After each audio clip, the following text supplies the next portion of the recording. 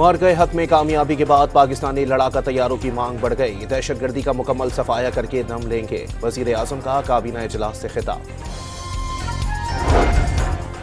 پاکستان اور world Liberty financial کے درمیان مفاہمتی یادداشت پر دستخط۔ ڈیجیٹل پیمنٹس کے جدید اسٹرکچر، غیر ملکی ترسیلات زر اور اسٹیبل کوائن کے ممکنہ استعمال پر معاونت حاصل کی جا سکے گی۔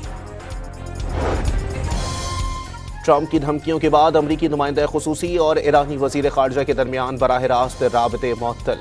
امریکہ نے قطر میں ایئر بیس سے کچھ اسٹاف کو نکلنے کی ہدایات بھی جاری کر دیں۔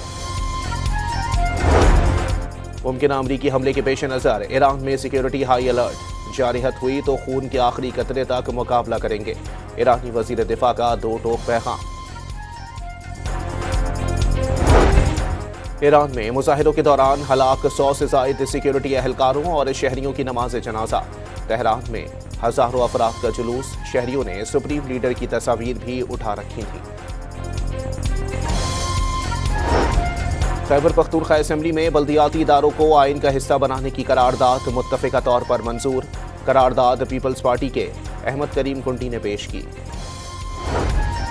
اور کسٹمز انفورسمنٹ اسلام آباد کی خفیہ اطلاعات پر کارروائیاں، 41 کروڑ روپے کی نان کسٹم پیڈ گاڑیاں، ہیوی بائکس اور الیکٹرانکس سامان ضبط۔